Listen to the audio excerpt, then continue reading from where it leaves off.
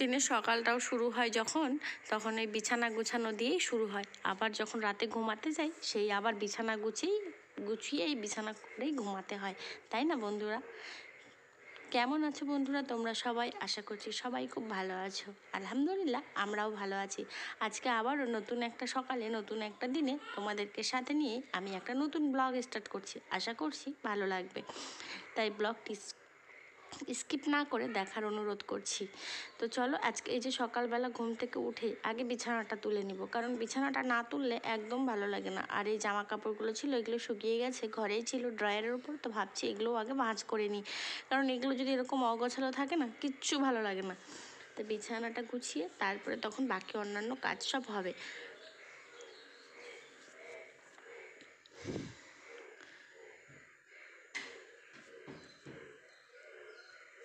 প্রচণ্ড নয়েজ আসছে, কারণ হচ্ছে আমাদের এখানে বৃষ্টি হয়েছে আর সেই ব্যাঙ ডাকছে।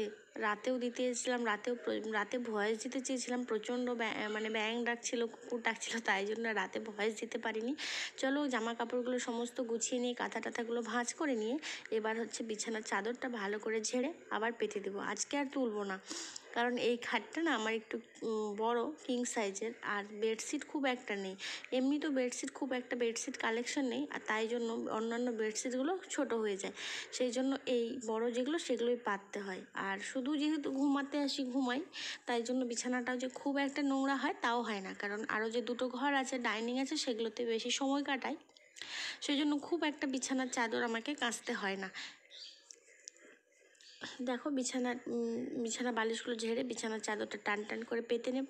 আর বেশ এই টান টান এরকম সুন্দর বিছানা দেখতে বা বসতে বা ঘুমাতে কারই না ভালো লাগে, তাই না? ঘরের লুকটাই যেন চেঞ্জ হয়ে যায় যদি বিছানাটা ভালো মতো গোছানো থাকে। তারপরে শোকেসটা, মানে বাকি যা ফার্নিচারগুলো আছে সব একটু করে হালকা ডাস্টিং করে নিব, কারণ প্রচণ্ড ধুলো, এত ধুলো যে কোথা থেকে আসে জানি না। আমার মনে হয় যে আমাদের বাড়িটা প্লাস্টার করা, পট্টি করা নেই, সেই জন্য হয়তো এতটা ধুলো আসে। তো জানি না আসল কারণ কি। তো চলো বন্ধুরা, তোমরা দেখতে থাকো ঘরটা ঝাড় দেওয়া, পরিষ্কার মানে মোছামুছি করার পর আমার ঘরটা কীরকম লাগছে দেখতে। তো দেখো, এভাবে গুছিয়ে নিয়েছি আর জানালাগুলোও খুলে দিয়েছি। একটু পরে আবার বন্ধ করে দিতে হবে, যা গরম পড়েছে। তাই জন্য, যেহেতু আমি ভয়েসটা পরে দিচ্ছি বৃষ্টি হওয়ার পরে, তাই জন্য এখন ওয়েদার ঠান্ডা, কিন্তু আগে তো ভিডিওটা করেছি, তাই তখন খুব দিনের বেলা খুব গরম ছিল। তো সংসারটা প্রতিটা জিনিস তিল তিল করে নিজের হাতে একটু একটু করে কষ্ট করে আমি সাজিয়ে গুছিয়ে নিয়েছি। আমার যখন সংসার জীবন শুরু হয় তখন কিন্তু এসব কিচ্ছু ছিল না। তো দেখো, এই যে 2 কাপ চা করে নিয়েছি, মানে 2 কাপ না 3 কাপ, ছেলেকেও আজকে চা দিয়েছি। চা খাওয়ার পর এই যে হাজব্যান্ড নিয়ে এসছে ডালপুরি দোকান থেকে, তো এগুলো দেখো এদিকে রান্নাও বসিয়ে দিয়েছি সজনা আলু দিয়ে, সজনা ডাঁটা আর আলু মাছ দিয়ে ঝোল করব, আর এদিকে কচু লতি দিয়ে ছোটো মাছের চচ্চড়ি করব। তো যেটা কথা বলছিলাম বন্ধুরা, সংসারটাকে নিজে হাতে একটু একটু করে তিল তিল করে সাজিয়েছি, গুছিয়েছি, স্বপ্নের মনের মতো সংসারটা আমি সাজিয়েছি। তাই সংসারের কাজগুলো গুছিয়ে করতে বা সংসারটাকে গুছিয়ে পরিপাটি রাখতে আমার সেরকম কোনো কষ্ট হয় না। আমার সবসময় গুছিয়ে পরিপাটি করে রাখতে বেশ ভালো লাগে।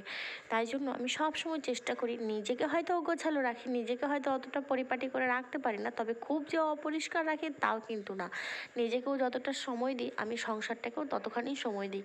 চেষ্টা করি নিজেকে যতক্ষণ তুমি ফ্রেশ না রাখতে পারবে ততক্ষণ কিন্তু সংসারটাও তোমার ফ্রেশ থাকবে না, তাই না? তা আমি নিজেকেও অত মানে সেরকম সময় দিই, আর সংসারটাকে তো দিই, কারণ সংসারটা নিজে হাতে আমরা দুজনে, আমার হাজব্যান্ড আর আমি, একটু একটু করে তিল তিল করে সংসারটা সাজিয়েছি। আমাদের কিন্তু যখন প্রথম সংসার জীবন শুরু হয় কিচ্ছু ছিল না, শুধু ঘুমানোর মতো একটা খাট ছিল, ব্যাস ওইটুকুই। এখন কিন্তু আল্লাহ তাআলার দোয়াতে, আল্লাহ পাকের রহমতে সংসারে যা যা প্রয়োজন থাকে, যেগুলো আমি কখনো স্বপ্নেও ভাবিনি, সেগুলো আল্লাহ তাআলা আমার পূরণ করেছে। এই জন্য আমি আল্লাহর কাছে লাখ লাখ শুকরিয়া আদায় করি। তো দেখো বন্ধুরা, যেহেতু আজকে আমি একটু বাপের বাড়ি যাব, তাই দুপুরে ঘুম থেকে উঠে বিছানাটাও গুছিয়ে নিলাম। আর এই যে থালা বাসন, দুপুরের ভাত খাওয়ার বাসনগুলো ছিল, আর চা খেয়েছি, সেগুলো বাসনগুলো মেজে নিয়ে তারপরে সমস্ত কাজ বাজ গুছিয়ে রেখে তবেই যাব। যেহেতু একার সংসার, আবার তো আমাকে কালকে ফিরে আসতেই হবে, তাই না? আর সংসারে যে কাজগুলো আমার কেউ করে দেবে সেরকমও তো কেউ নেই যে আমি ফেলে রেখে চলে যাব। তাই আমি যেখানেই যাই না কেন বা যেখান থেকে আসি না কেন, যদি কোনো অসম্পূর্ণ কাজ থেকে থাকে আমাকেই এসে করতে হয়। আর যদি সেরকম যেতে হয় কোথাও, রাতে ফিরবো না, তো কাজগুলো যেগুলো বাকি থাকে সেগুলোই করে আমাকেই করে যেতে হয়। তো দেখো বাসনপত্রগুলো মাজা হয়ে গেছে, আর এখন সন্ধে হয়ে গেছে, আর ছেলেকে একটুখানি মুড়ি খেতে দিয়েছিলাম। ও নিজে নিজে ওর মতো করে খাচ্ছিল আর খেতেও শিখছিল। তাই যে, আর আমি এদিকে কাজগুলো করছিলাম, ব্যাগপত্রগুলো গুছিয়ে নিচ্ছিলাম। তো দেখো বন্ধুরা, এবার হচ্ছে আমি এই যে আমরা রাস্তায় বেরিয়েও পড়েছি, আর এই যে চলেও এসেছি বাপের বাড়িতে। তো আমাদের খাওয়া দাওয়া, এসে আর ভিডিও শ্যুট করতে পারিনি, খাওয়া দাওয়া হয়ে গেছে। দেখা হবে নেক্সট ব্লগে, আজকে এই পর্যন্তই। খোদা হাফেজ।